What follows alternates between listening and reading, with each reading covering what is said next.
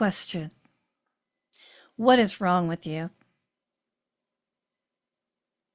Well, before you start making a long list of the things that you think are wrong with you, I'd like you to consider the possibility that there's nothing wrong with you at all. One time there was a woman who was very eager to meet with me. I wasn't sure why.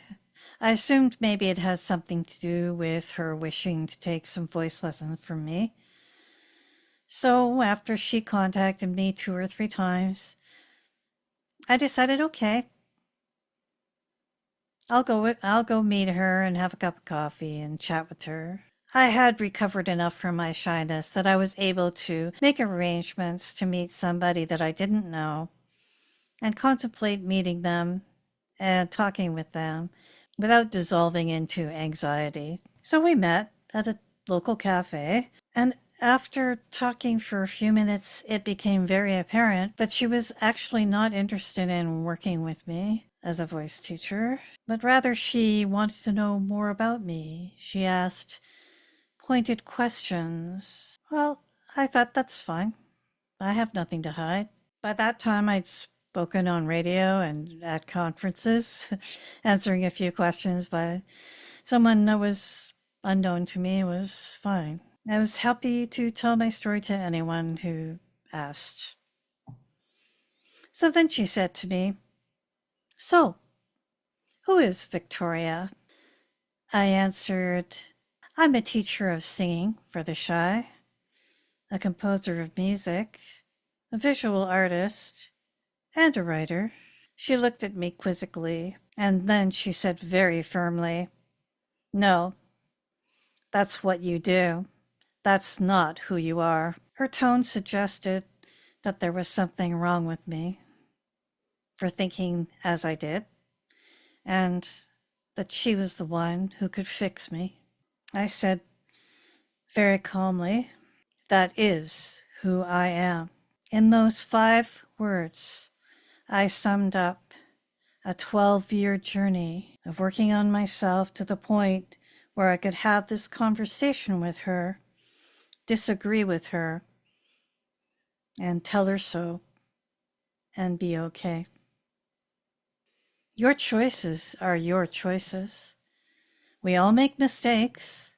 I certainly have. I've fallen off the wagon. I've gone around in circles. I've gone off in some meandering direction. Life is an exploration. If we only do what we know, then we never grow. So sometimes we have to step out and take a risk. Sometimes we'll fall flat on our face. But there's that saying, it's not how many times you fall down, it's how many times you get up. So what's wrong with you? Nothing's wrong with you. You are the sum of your choices and your experiences and what was taught to you.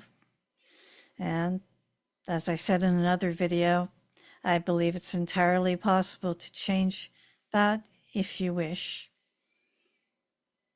I'm not saying that we can change everything. I know there's some things we can't change. If we have a diagnosis of cancer, that's probably not something we can change. But if we have a bad attitude about work, maybe we need to examine that and say, why do I have this attitude? What is it about? Because it may be that people at work make you feel unhappy, but then how do you deal with that? Do you go around continuing to be unhappy? Do you find a way to change your attitude? Do you decide that, you know what, this is a means to an end?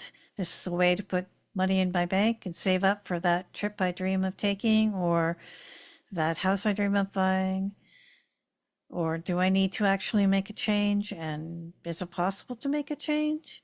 And if I make a change, what are the possible consequences? Explore the possibilities. Nobody has the answers for you. I think that's really true. I mean, we can have gurus and mentors and people on YouTube who talk to us about various things.